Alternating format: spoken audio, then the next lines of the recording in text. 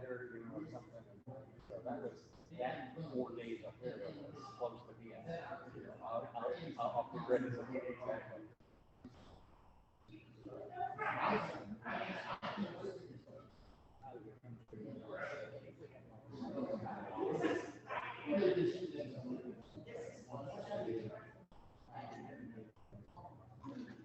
All right, here we're good to go. Computer crashed, of course. All right, so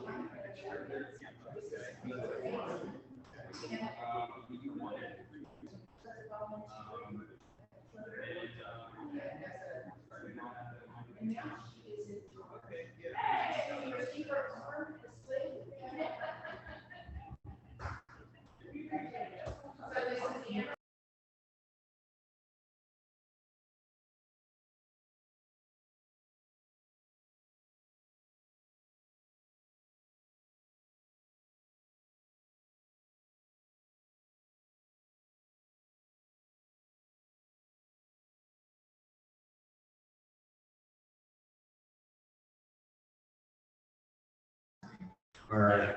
So welcome everybody. Thanks for coming out. There is a camera in the back there. That's what you're seeing here on the screen. Hopefully everybody can hear me from home. So that way in the future, this recording, people can review on their own. So we're here again to talk about that parking study for Madison and Lexington. And we've got David here from Walker Consultants who did the study. We'll hopefully have a quick slide deck just talking about the methodology in his own words. And then we'll be able to open up the questions and help clarify any concerns that you'll have from the parking study, right? So we don't have a formal presentation. We were hoping this would be more of a Q&A session, and you know, we can just talk about, you know, any question, answer. We didn't have any formal questions coming here. We did prepare a few slides just as, you know, context.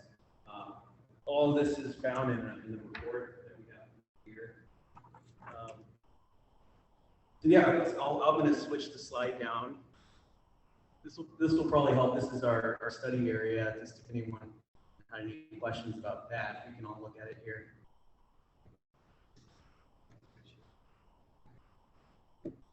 I'm joined here by my colleague from Walker Consultants, Mr. John Dorsett. We're happy to answer any and all questions.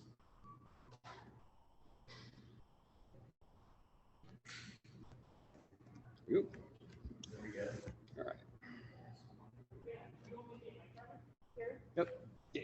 Thank you.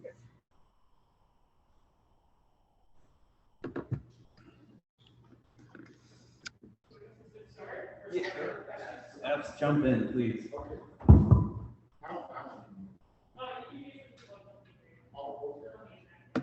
So you did the study. Yes, sir. So who chose you to do the study? We were hired by the city of Cincinnati. That was our scope of service with the city. City council? What departments of the city chose Look, you? we have representatives here that can answer that in terms of the contracting. Yeah, Dan Porter here again. I can answer that. The request to do a parking study will come out of this community council. That request then made its way to Cincinnati City Council for the appropriation of the funds to do that. Walker Parking, for Walker, we have a master service agreement with them within the Community and Economic Development Parking Division. Allows us to utilize their services for, you know, a period of time while they're under contract, and that's why they chose it, because it was our understanding the community wanted something done sooner than later. So for us to get that, you know, the normal bid process for a consultant wasn't done. So the order was that Community Council Massville requested a parking study for the, I guess, Madison or the Madison Wetzel area, and then funds were appropriated. I guess I can believe you use the TIF funds out of you know, the TIF district here to pay for the study. So how much money did they make when doing the study? They They submitted a proposal that made it. Because they used TIP money, they used our money, so it's something that we should know. Right, it was something, it was approved, you know, through the community council for the amount, you know, for the study. I don't have the exact, you know, number on the study. Maybe 39, I believe $39,000.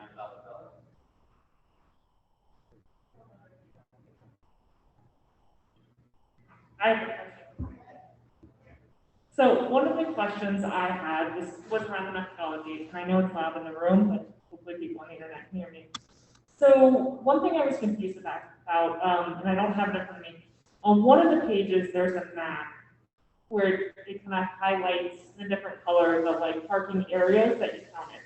It looks on that map as if some of the church parking lots were included. But the map isn't reflecting future state, even though one of the recommendations for future state is to kind of share parking with churches. So I'm just curious there, like, were the churches included as part of the current state capacity? Because if so, my understanding is that we haven't actually asked them to use their space. I'm just wondering if that matters when we look at the numbers here on the screen, because it shows we're not using much of our capacity, but if we're including all this church parking lot space, then I am not sure those numbers make sense. Yeah, that's a great question. And we had the study area map, Harry. We can go back to that. So the churches, this is the study area boundary in red. And the churches that are within that zone were the ones included. I believe there's 3. It was New Life Temple, having referenced here. That was one. You can see the Greater Liberty Missionary Baptist Church is outside of that boundary, so that was not counted. Neither was the Korean Madisonville Methodist Church. I believe Gaines was, and missing one that's not shown on the map, but it was included as a private lot. Now, the question as to the church parking, we were calling that private spaces, not public spaces, and we, in the table, we can share with you here, it's included in this row as private lots. Now, the public lots are the 2 4-hour lots, so that's by the Artsville, and that's by the clinic. That's what we're calling public parking. Those are 2 public lots. And then the on-street is, of course, public right-of-way, the curb spaces that are on the commercial block bases, and then within that study area boundary map, some of those spaces within the residential streets as well.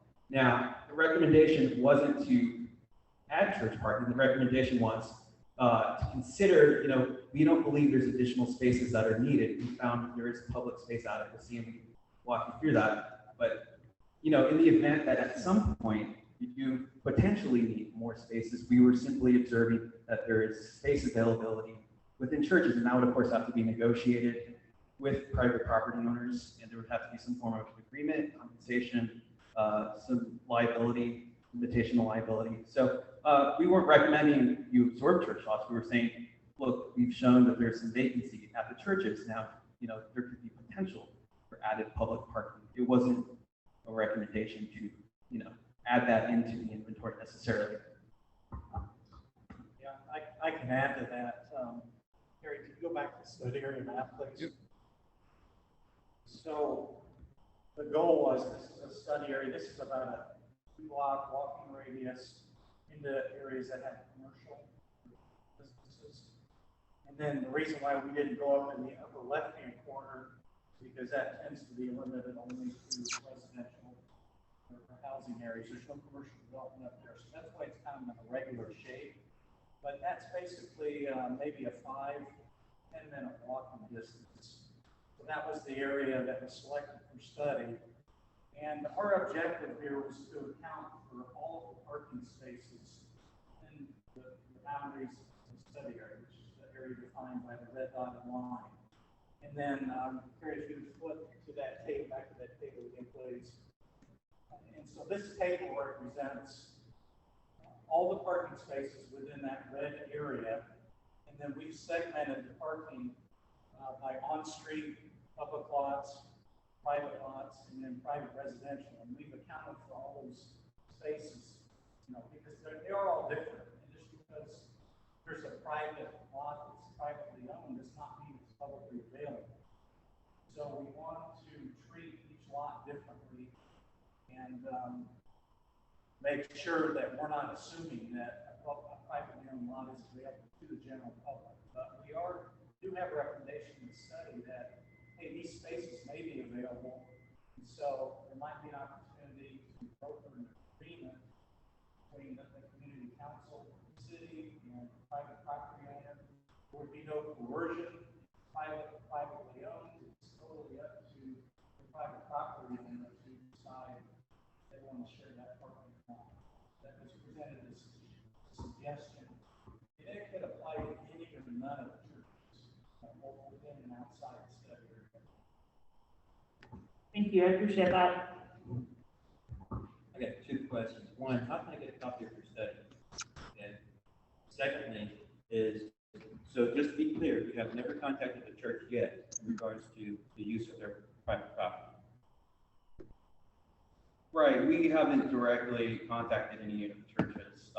They were included in the study, but no discussions occurred with any church representatives.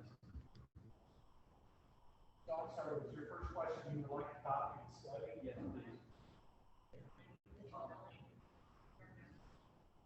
Maybe we can share a link, I think, a web link to the PDF. Yeah, I'm sorry I came in late, but the two questions, one, and maybe you've already answered, the time of day and the days at which you did the study is still concerned. Secondly, on those parking spaces within that distance, that 5 or 10 minute walking distance, was there any consideration, one, about the safety of people at night walking those 5 or 10 minutes? Because there's no lights in many of those areas at night. And so I think that's a huge concern around that part. And then one other point. In the study, you talk about there's an abundance of parking. The word abundance, I think, was used in your study. We have an abundance of excess parking in Madisonville. Why are we even talking about using church lots? There's an abundance. Well, let's answer the first one with the occupancy. So we did select 2 occupancy count periods. There was a 2 p.m. count and an 8 p.m. And those were weekdays. Now, when we looked at the study area, we understood that the intersection at Madison and Wetzel with the Mattermore projects was kind of our chief focus with once they infill or once they lease that commercial space and then the phase 3 is completed, what impact is that going to have on the future parking supply, the future public supply? So we kind of wanted to select, the weekday generators because we know the clinic is active. We know there's businesses that generate daytime parking demand. So that was reflected in the 2 p.m. And then the 8 p.m. is when residents get home. So that includes, it's late enough where we can get an accurate accounting of the Mattermore residents. So those their private lots, and then some of the single family, multifamily blocks. We can get kind of a handle on how they're utilizing the on-street spaces. So that's kind of why we selected that, and that's kind of in response, to making sure we were looking at typical periods. Now, the second question was safety. That was not addressed here, and it wasn't in the scope, but it's certainly a concern, and that we know that impacts how people utilize the parking. That study area, that zone can be smaller if people don't feel safe, walking the spaces. So, in any way that safety could be improved, that opens up your parking supply. And remember to hold it up and talk. We got a lot of retail areas that are unoccupied right now. I just found out that the library is going to get 6 parking spots. Okay, how many are you designated for the other, if we get other retail, how many are, did we get into the survey, are going to get, there's a lot of retail up there. 6 parking spots for the library, that's just going to be for the employees. And then you get all these other businesses, where are they going to park? All the employees. And then, let's say we do get a really vibrant business up there. I just don't see it. Was that it? How many, first of all, I guess my question is this. How many how many parking spots did you designate for each retail business there? So I think I can get to that answer. We did model, you were talking about the new development. We have the quantities that we modeled, and Carrie, you can go to that shared parking. Okay, well, the library is gonna be the tenant, it's gonna be the main, and they get 6. I would say the rest of the businesses are probably gonna get less. I would say, I mean.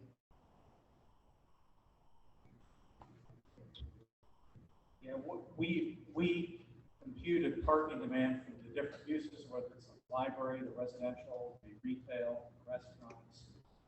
And the expectation is that moving forward, there would be what we call shared parking, where we're not assigning individual spaces to individual users or individual tenants. Rather, we want to get usage out of that space by multiple parties so that they can share the space. So when the library is closed, there might be a restaurant in the area that's still open, and then the restaurant patrons could use their parking. So you're saying these aren't gonna be designated spots?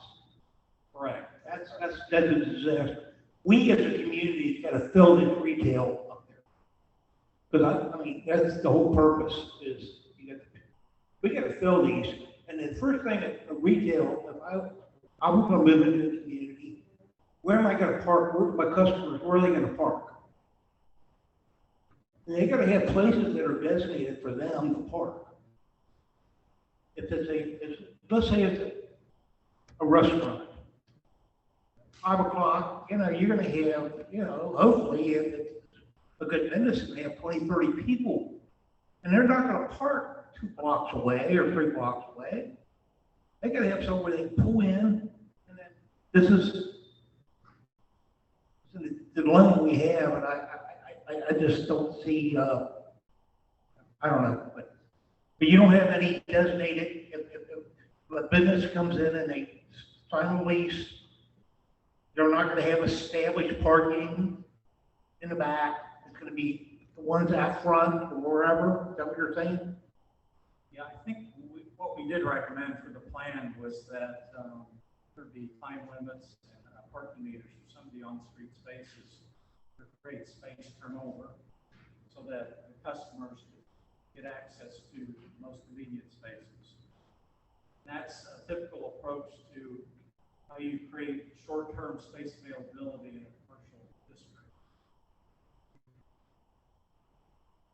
I guess you answered my question. I don't know. I just think it's a dilemma we have here. We got a lot of retail area up there we have to fill, and we got adequate parking for these customers to come in. I mean, I don't see it. I got a problem. I still can't believe they didn't build an underground garage or a garage there. That's just my problem. I'm done. Yeah, so just to start on the modeling with the future space, so we looked at the units with the Matamore. That was we were given this square footage by Ackerman. That was vetted by Ackerman. The fine casual dining square footage, 5,000 units at phase 1, 3,000 square feet at phase 2. In addition to the 92 new residential units in phase 3, we were told to model, or we were given this unit, 6,000 square feet. And then the net new library square footage, we know the library is adding, and it delivers some new square footage. So the new square footage you're delivering is 4,450 square feet. So the total restaurant square footage, the gross leasable area that is 14,000 square feet. And then the net library gross leasable area is 4,450. So we put that, those are our units that we apply to a base parking demand ratio. And we have a slide for this, I believe. So we take those units that I just shared with you and we multiply times an industry ratio, and that, and then we make some adjustments, and that's how we generate a future space generation for weekday and weekend. And we could get into more of the details of that, but that's just kind of the high level.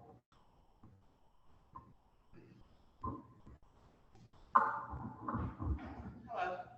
I have a couple of questions. There is a mention of a Madisonville neighborhood business district responsible for enforcement. Would that be the police? we don't have enforcement of that. Right, our understanding is that beyond the signage, it's an honor system and no one's enforcing at the public lots. And then the on-street, the meters, the city parking division enforces meters, but beyond the unmetered spaces, you know, we assume those are unregulated in certain areas. So likely no enforcement is occurring there, beyond, you know, complaining.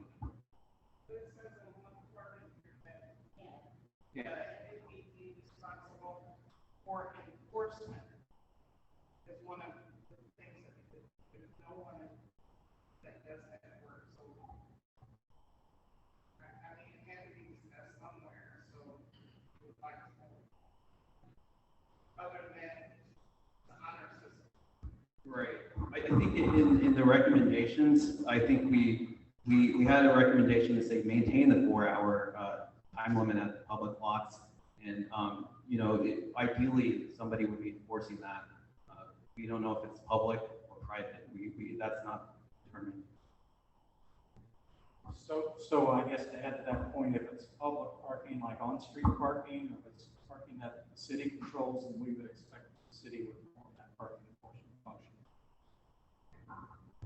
And then as follow-up, you all were supposed to come back with the draft to all the stakeholders. Which stakeholders actually saw that draft? We put a draft out there, and I believe it was vetted through the community council, and I don't know how it was circulated beyond that. No, half of your stakeholders weren't even told. It was found on, I can't even remember which website, and it was already in the final form. Yeah, so, and then again, come back to the chamber, but it states here clearly that you want to do that. Come back on the stakeholder, and it was not. And we don't know how long it was actually sitting on that website before we found it, but they were patiently waiting for the draft. So, I don't know what happened there. I can find out so that we can rectify that in the future studies or anything that we do. Right, a draft was provided, and yeah, in terms of the rollout, you know, as a consultant, we handed over to the client. We handed it over to the client. We are the client. Is the client the city Through our in that project, case? our project sponsor, I should clarify that. The planning department, I'm sorry. the city of Cincinnati.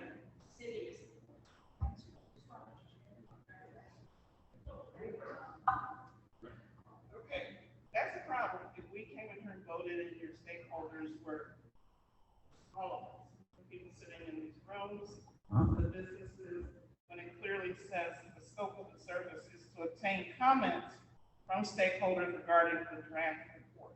We gave no comments because we had no access to that report.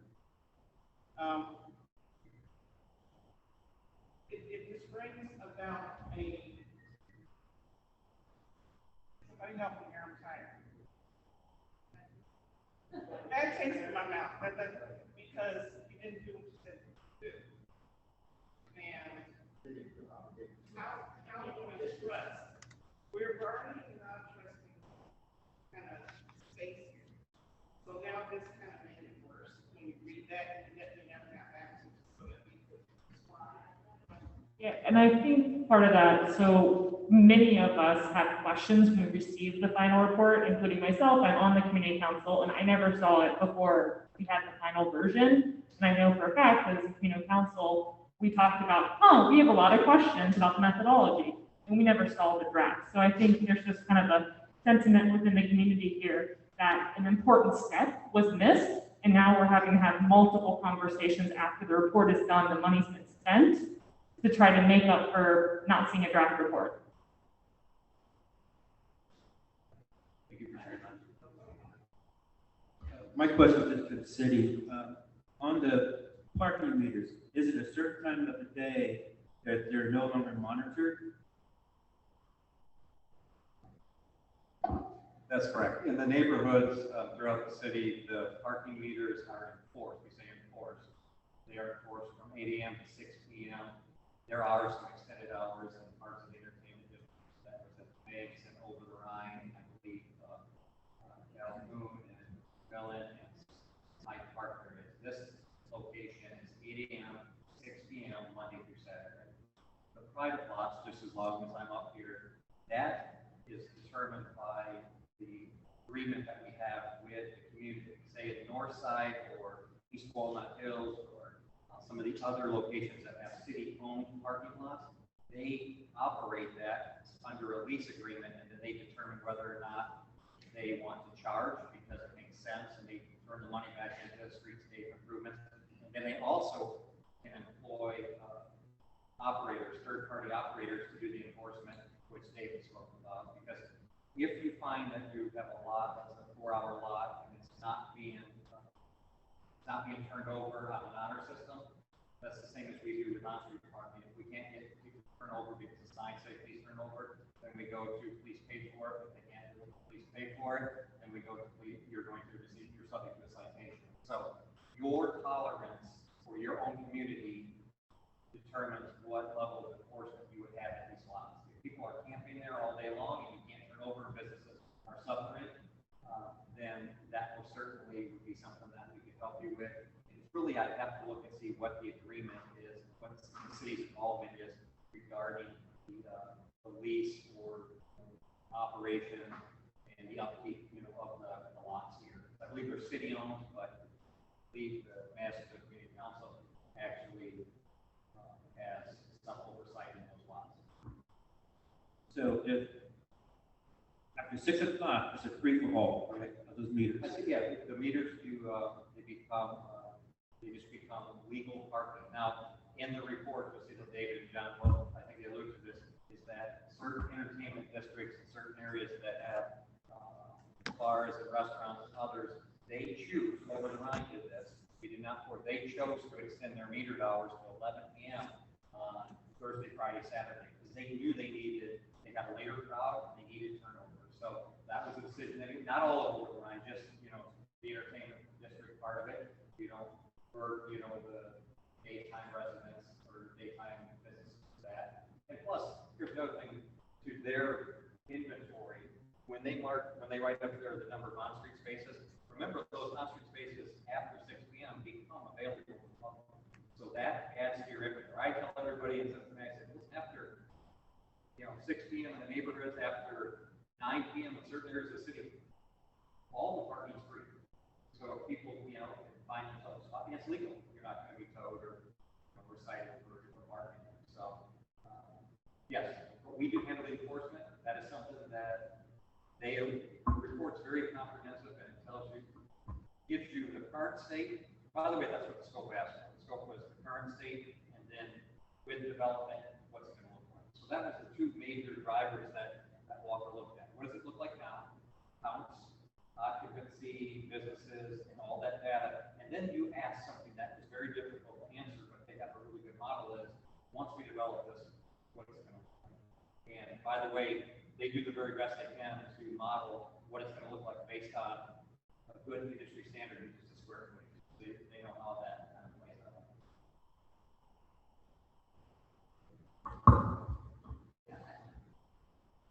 You said that the public parking lots are open, there's a 4-hour window. The people who are in those lots a lot of times during the day are the apartment residents that stay in those parking lots 24/7. They are in those public lots. So I'm guessing there'll have to be some enforcement that those people are going to have to move their cars off the street, which they do every day, out of those parking lots every day. So I don't know where they're going to park. Secondly, you came at noon, came at 7 o'clock. People who live on those side streets, most of them, that's where they park, in front of their home. So you're counting those as open parking spaces. How do you do that when those people live there? And I know it's free parking in city street, but when I don't have a driveway, I got to put my car somewhere. And certainly we can't ask them to park 4 blocks down the street. So, and thirdly, you didn't, I don't know that you took into consideration the fact that on a Friday night, when you were not here, Bad Tom's is booming, he's all up and down Wetzel with his stuff. There's stuff going on in Hartsville where the parking lot is overflowing. They're all up and down Sierra and all up and down Wetzel. I don't think any of that is taken into consideration at all when we talk about parking.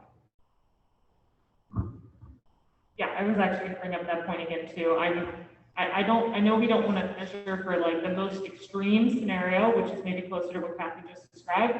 However, when I read in a report that you came at peak hours, I think if I said that to someone on the street, they'd be like, oh, a Friday or Saturday night. So it's a little hard for me personally to kind of swallow that as being a good measure for how parking's being used if we are having, you know, a thriving business community, you know, area there. That's more of a statement, probably. Sorry.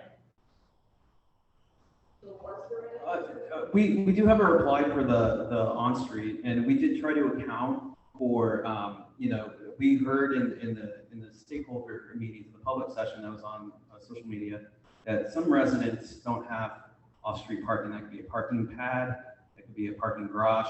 So we, you know, in our field verification, we tried to look at, within this study area zone, we know there's single-family houses, and there's some multifamily units as well. And we try to account for the number of units, and we try to account for visibly observed parking pads and the garages. Now, we didn't do an occupancy of those residential parking pads or the garages we can see inside the garages. So we don't know how those are being used. Somebody could be storing, you know, stuff in there and not using as parking. But we observed that of the units in this zone, about 69% have some form of off-street parking. Now, we don't know how they're utilizing it, but we know there's some off-street parking accommodation. But we know on some block bases, not all of these block bases, but some, there are people utilizing the on-street spaces.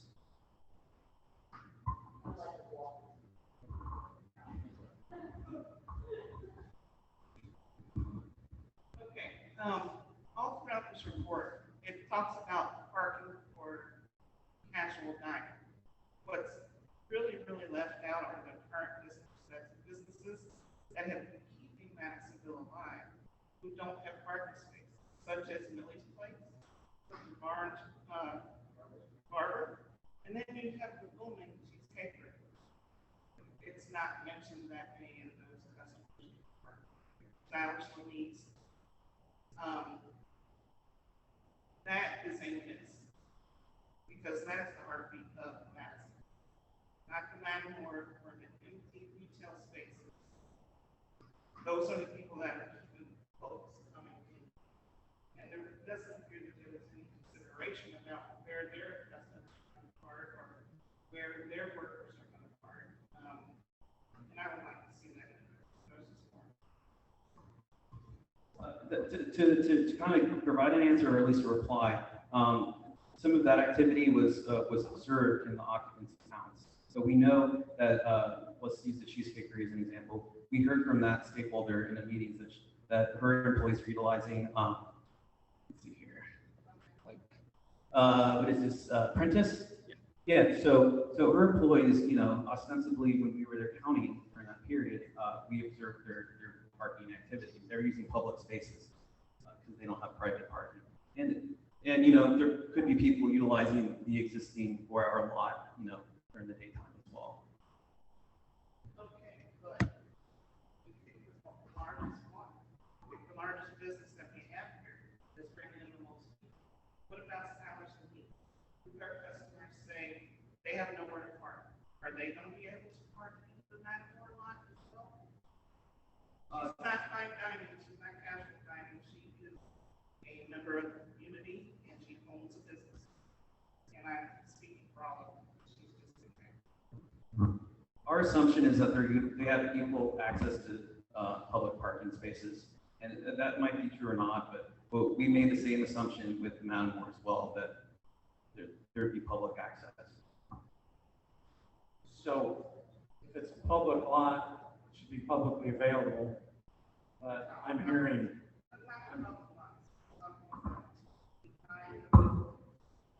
I'm I'm talking about behind the phase 1, 2, and 3. On or off street? This is private parking. Private parking that some of their restaurants that go into those retail spaces have access to. Okay, will not any other business in the park there have access to those parking lots? Or they're just gonna have to find their way?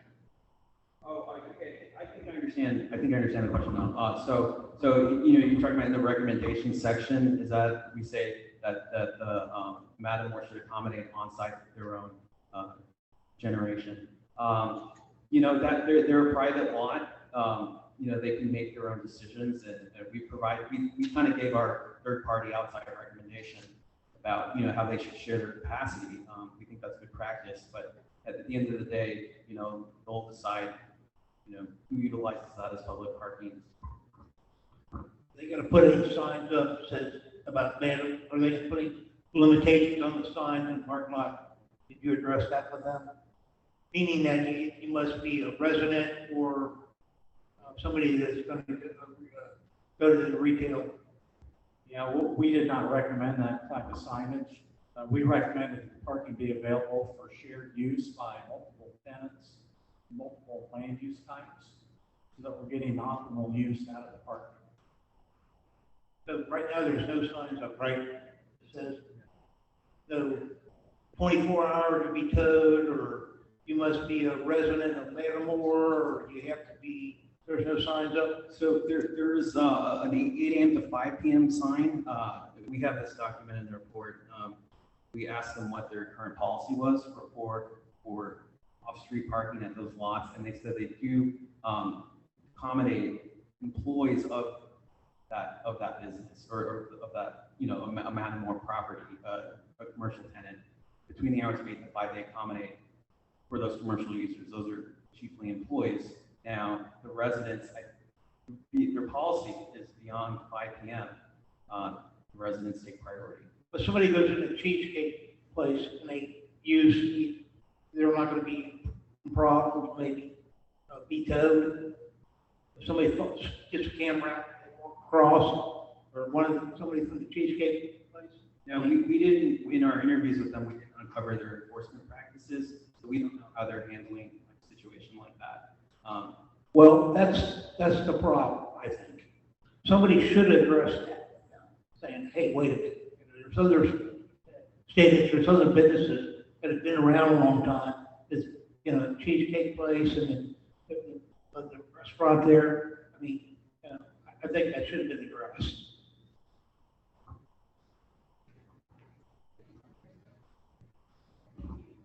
Thank you, guys, and thank you all for coming a second time, or at least city, coming a second time. I have several questions, so I'm just gonna run through them. So the bottom line is you're saying we're good now, but we need to monitor it, and if parking becomes an issue, one option is for the council to discuss off-hours parking with church parking lots or other private parking lots. And you have an idea how much, and the church it's up to the church. They can say no, that's fine, it's America. So I wanted to know what kind of price we're talking about, and would that be a city paid or a $10 paid or community council paid? That's one thing. So bottom line, you believe we're okay now.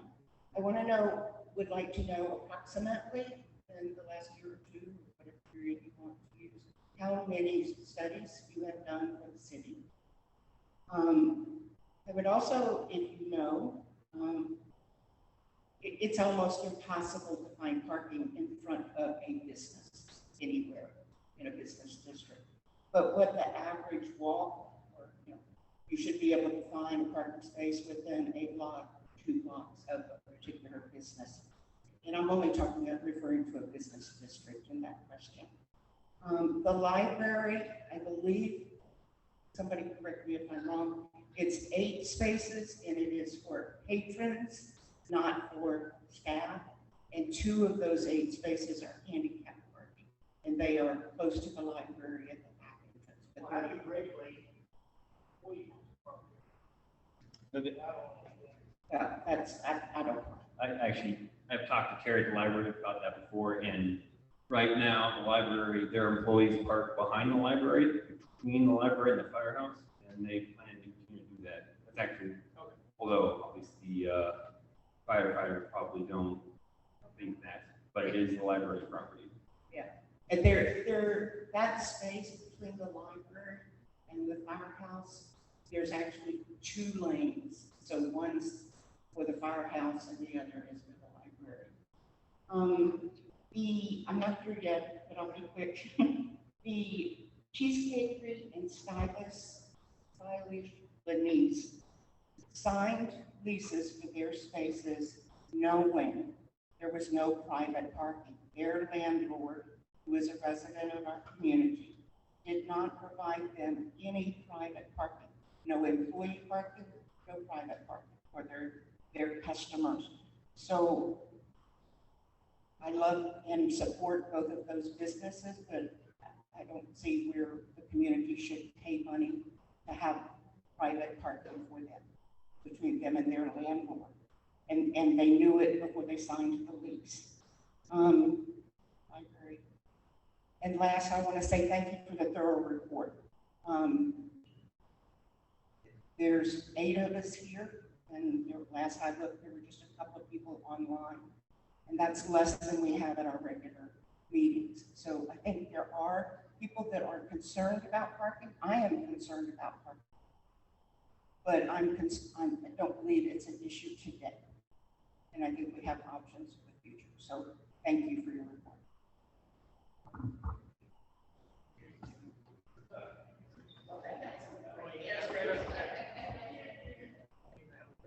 Answers to your questions. You had a question about the shared parking agreement. How much would that cost? Who would pay for it? That's really something that would be negotiable. It would be the part. I don't even know if Dan can comment on that. Right. That is something that, the city, government is always accused of getting their nose into things that they shouldn't. But this is something that we simply just make sure that, that we can broker such a deal. Usually what happens in these cases is that if the business is robust enough to support the activity, then they or community works with a private operator. I'm not going to say churches. Churches, by the way, once again, was just an example. There is no, this is not this full out. Churches was an example of the fact that most parking issues that I found and that they have found over time are solved by the fact that the private spaces available are just underutilized. That solves your atypical times. When you have a big rush at the event, you have these large Friday nights, that's where you start to find that overflow. But those agreements usually are either a pass through to the consumer. They, hopefully this worked out where, the church wants to make sure that there's no, or the private funeral home, anybody wants to just make sure that they're free of the liability of having a lot. And sometimes, whether or not there's a revenue share with the community, whether or not it's just a straight pass through to the $2 per car line. It's cheaper than on-street, it's cheaper than other lots. I wanted to address one thing about enforcement. I think this was a big issue, is that a lot of these questions, I'm trying to listen very closely, are what if. Right now, a lot of these are solved by, if there's an issue, you said, what does the Matamore do? And David commented regarding, he didn't get into their enforcement practices. They have a need to enforce when their residents can no longer park because those spaces are being occupied by non-residents. These 4-hour lots, we have a need as a city and community to enforce when people are no longer adhering to the 4-hour turnover, thus allowing people to turn over. Or if we had residents who have spaces available to them in other locations are parking in those lots. And I know that's a tough pill to swallow for someone who says, I park right out in front of, right at the corner, and I live in an apartment here. Well, that's not designed for people living in an apartment. That is designed, and that's how they studied this. That's designed for these businesses to thrive. I know it seems sometimes counterintuitive, but the things we do with enforcement meters, with these parking studies, with these recommendations are simply so businesses residents can coexist and thrive. And to the map, the residential neighborhoods don't see the same thing. I've been here 6 years, and most of my week is spent in Over the Rhine because of, people coming in, businesses coming in, and by the way, there's a shortage of parking in Over the Rhine for all of the uses. So, but here, to their report, when I read when I had a chance to look at some of the results, by the way, we don't influence results. That's another thing I want to talk to you about. I know you asked about the scope, you asked about draft. We followed, yes, there were some misses as written. However, the stakeholder engagement, the non-biased approach to this, we don't insert ourselves into a parking study for the reason we want them to come in, do the counts, look at the data, and present them. If they start getting influence somewhere in the process, then we are no longer in a defendable position to say, we hired Walker to come in and look at this thing based on a few, items. If we start influencing that, why do you do a report in the first place? Because you're already writing something that you knew would be a result. The same thing comes when you go in from draft to final. When you go from draft to final, draft is their results. At that point, stakeholder engagement is a portion of that. And then a decision, is made, as to releasing a study. And that's the process. And I think they're going to ask, or John probably can answer your question regarding the studies in the city over the years. Yeah, I think the question was how many studies we done in the last 2 years. Yeah, it's two. This one and there was one other one. Those are parking studies that we talked about. So I understand you did talk to Matador. Okay, so why is it in phase 1 and 2? They have an arm up all day long. You're going to get in and out of the parking lot. If you're a resident of those two parking complexes. So that is not true that those businesses can use those parking lots because they're monitored by, I guess, the chipboard card that the residents do have. So that's defeats the purpose. So it's just for the residents only. I just want to make that clear. I'm by there a lot. Yes, the phase 1 does have a gate arm activated.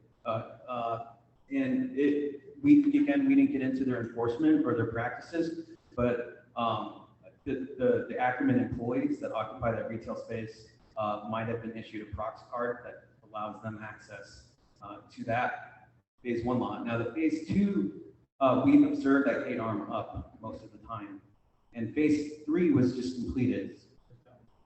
So we don't know why there's a lack of consistency with that. It wasn't explained to us in our interviews, so it's a question for us as well. So the thorough report this process, you didn't take that into consideration retail that's supposed to be coming. And you said, the libraries and the closing, that's not so that's part of this. But about during the day, people want to go in and take them. You've got things that are going on in this department. Then I've heard a couple of times from residents, and now they have all of them from my place, they were promised. So everybody is not read part of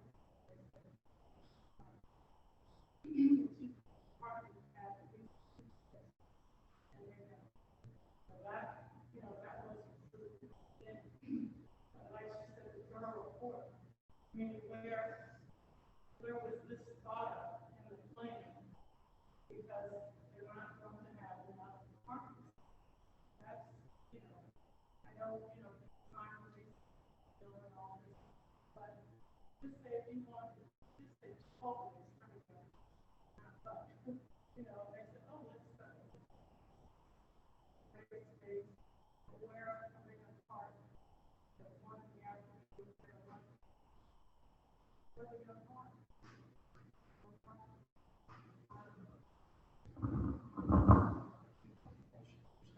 So I do want to show you this.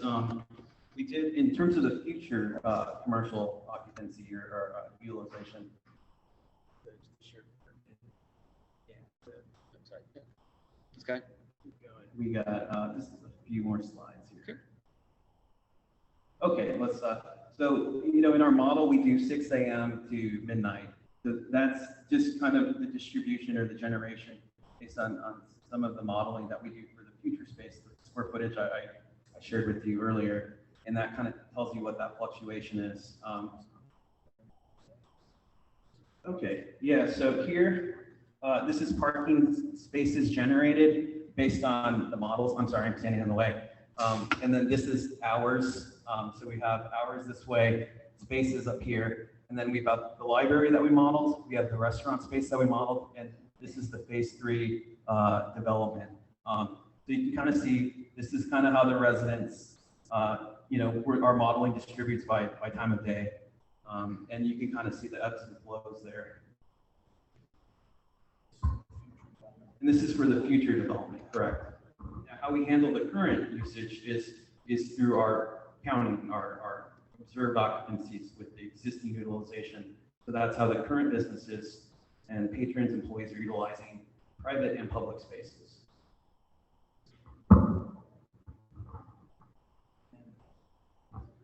I think there was also a question about the apartments and how whether they're guaranteeing their residents space that they were promised when they signed up for the lease or not. And we wouldn't have any comment on that. That would be actually their practice, and we can't comment on their business practices. We don't know what they're doing specifically.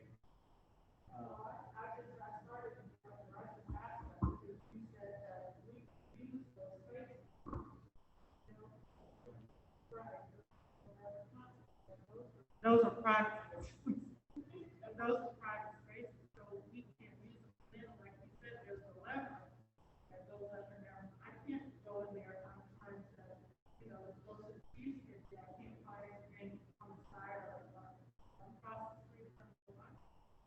I can't go in that line.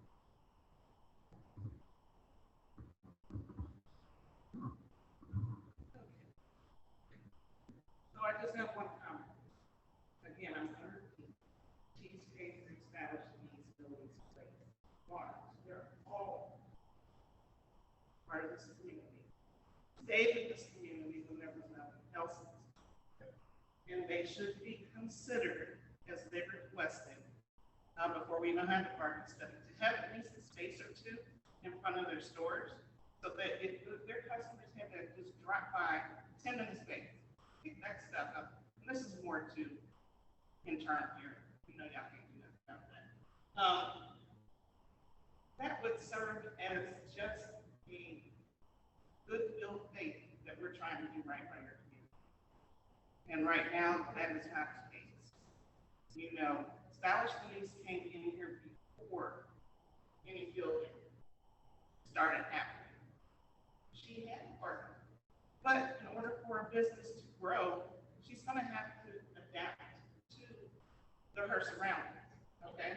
Which means if she wants to stay in the community where she grew up and where she chose to come back, that should be put into consideration.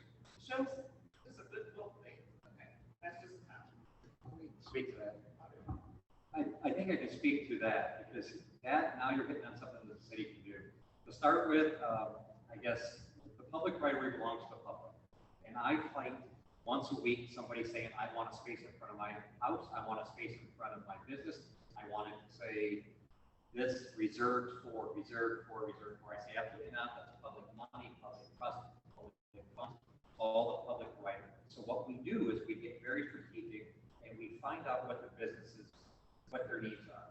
If you have salons on East or West 4th Street, you can't have 30-minute parking. They require 90 minutes, 120 minutes, or whatever it is. If you have the Cheesecakery, and we've already talked to them about this, is if they need a 10-minute meter, which by the way, every smart meter, that's the one that takes a credit card. In the city of Cincinnati, this is for free. You push that button, you get 10 minutes free. You do not pay for that. Then you also have your app. So what we do is those types of businesses, coffee shops, all those, we find out, we need to turn them over. So if we need to adjust the time so that because what you do by doing 10-minute meter is you essentially create that turnover. If somebody sits on there and we see somebody that's abusing it, then that's what our folks do. We come out and we will move them along, we'll write the tickets, do. So when those businesses need those specific needs, either for a longer meter or a shorter meter time, that's where I can actually help you. So that's the public right of way. They can comment on it because it's part of the parking inventory. If you have questions about the right of way, about the restrictions, you're going to start now dealing with Department of Transportation and then with my department and with community and economic development. We can most certainly help. And they made comments regarding things like extending meters. If you get a dining establishment that has later dining hours, you make it, they wrote, you should consider extending the enforcement. Well, that's bad, that'll run up, no, that's good. That creates opportunities for businesses, not have what we talked about earlier. A resident comes home at 6 o'clock, they set on that meter, and they stay there all night. That business is suffering for that. So what we do is we extend out. So we can get very creative when it comes to the on-street.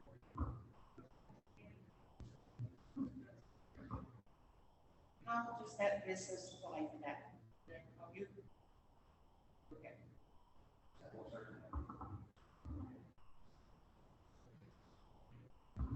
Well, there's a place over here in Coffee Township, it's called the Bassett Place Coffee Shop.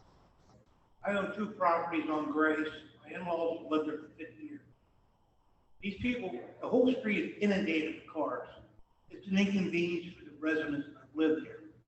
It's in Columbia Township, but you could ask every one of the residents. They're very happy that the coffee shop, these people with Wi-Fi, they go in there for hours and hours and hours and drink coffee and all. Okay, my point is this. You're inconvenienced. Put the map back up, Kerry, with the area. Why are we asking people that live in surrounding streets to be inconvenienced? I mean, it's a courtesy to be able to park in front of your house, okay? But over Madison Place, township, these people come, they got BMWs, they come up and they park right in front of people's houses, and we're all inconvenienced over there. And I see the same problem here. If this really takes off, you're going to have a lot of these residents living on these streets who are going to be inconvenienced. They're not going to be able to park in front of their house.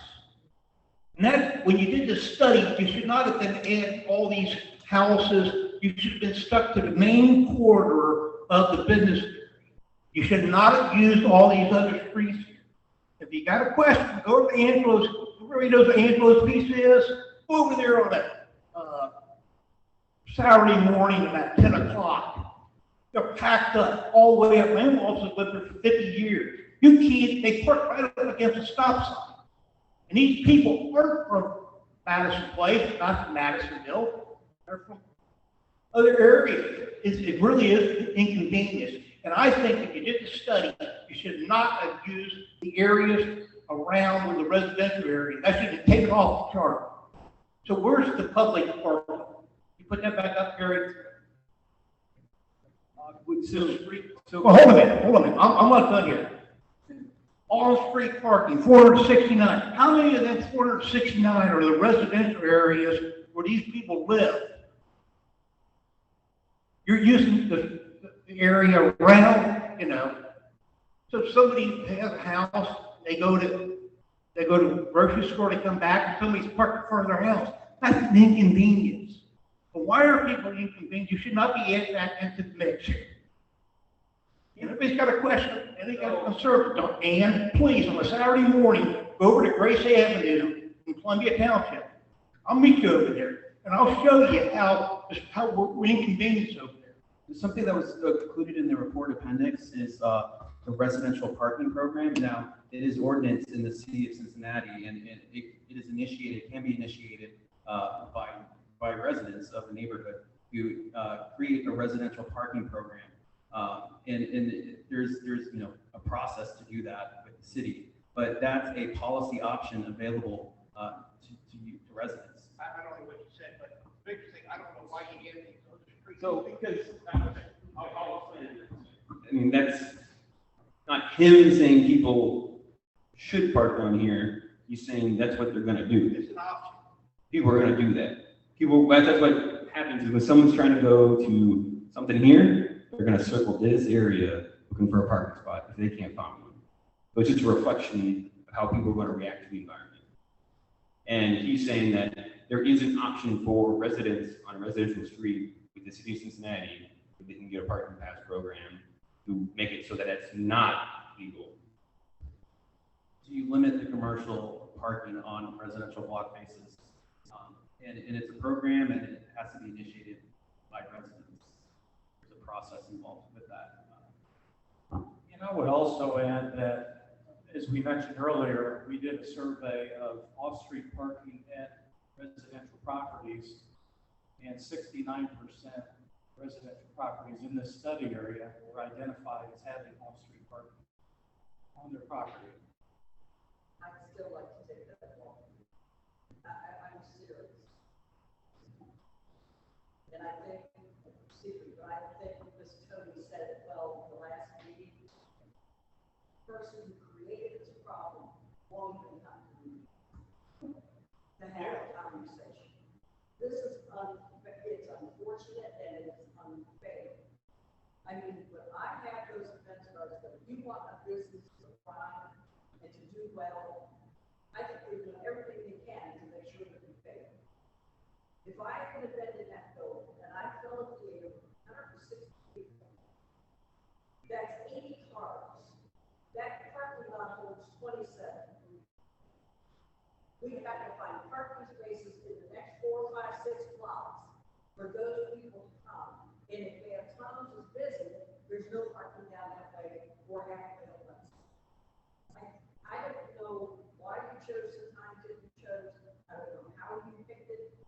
I'm hoping you corrected the number of the calculation that was incorrect in your study. But this is just, there's so many assumptions that were made. I keep hearing the word, this is a typical something. We're not a typical neighborhood. Those things, those retail, we don't even know what's going on. There might be a golf service in one of it, which requires no permit. Or there may be a restaurant that requires 100 people. I don't know how we can calculate those numbers and tell us you got plenty of parking. I just can't. I don't think everything was taken into consideration. I don't think the residents were taken into consideration. Talk about they all have someplace to park. I've been here 60 years. I know what's in this neighborhood. And I can tell you within that area, I'd like to go down here.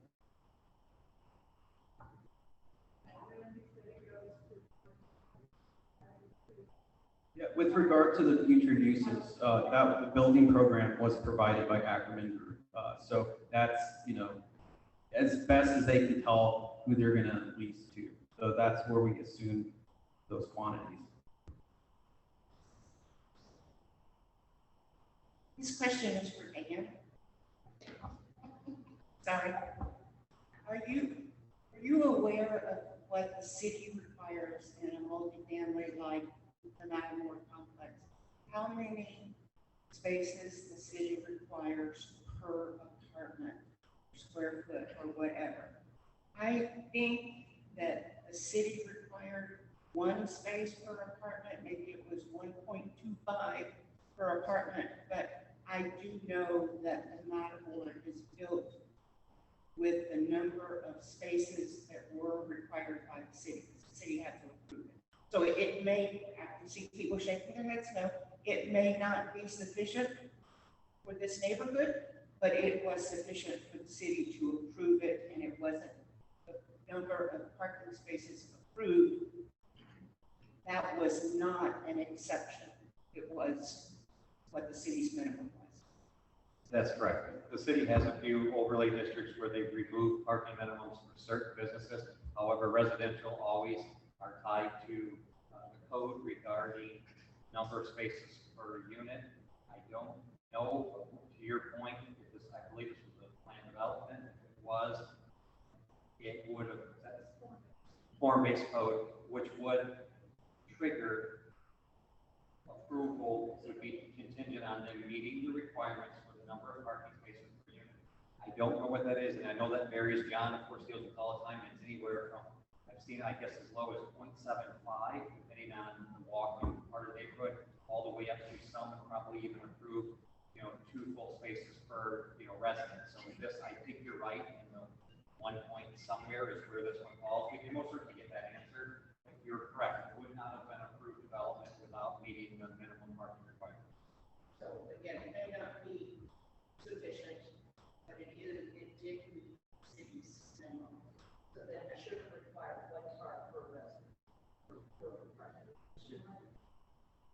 It's determined by, when they basically, like, they're just gonna, and get the,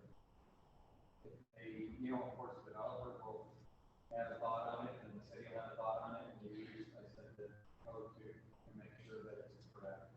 Yeah, the form-based code has a lower parking minimums than the standard use code, but it does have parking minimums.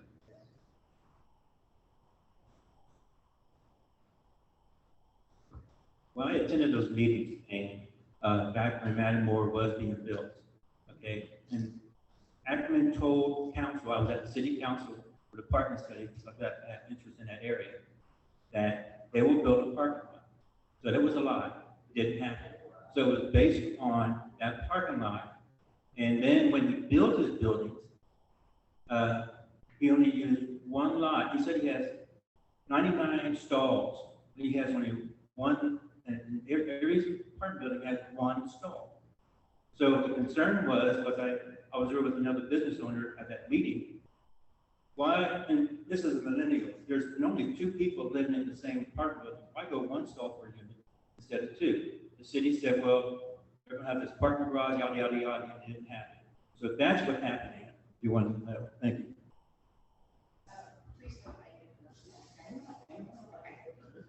Yeah, I think what he's referring to is an earlier version of the project. Phase 1 was going to have a second building, and there was going to be a parking deck. And then I think that second building went away, and then the parking deck went away with that building.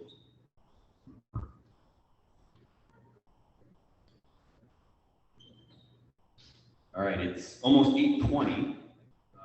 Do we have any other comments or questions at this time? All right, I think we can adjourn this meeting. Good? Thank you for your comments and questions. Thank you.